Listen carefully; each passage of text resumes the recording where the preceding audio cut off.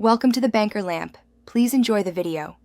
You'll begin by verifying prerequisites and immediately starting the connection process.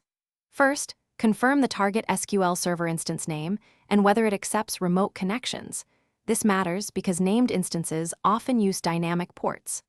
Once done, open SQL Server Configuration Manager and enable TCP/IP. Make sure to restart the SQL Server service so changes apply. Then launch SSMS 20 as administrator. This avoids permission hiccups. Now choose Database Engine to start a live connection attempt. You'll now select how you authenticate and provide connection details.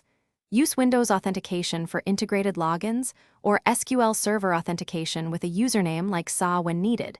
This choice changes why you may succeed or fail.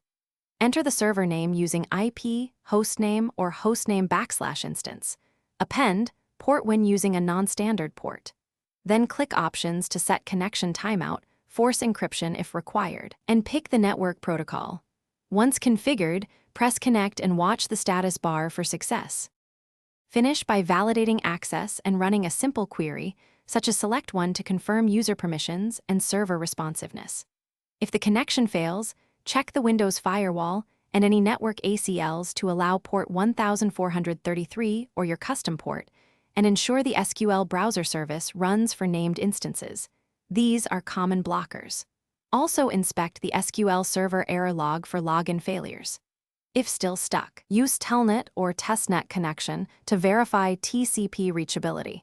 Then re-attempt connection after fixing the indicated issue.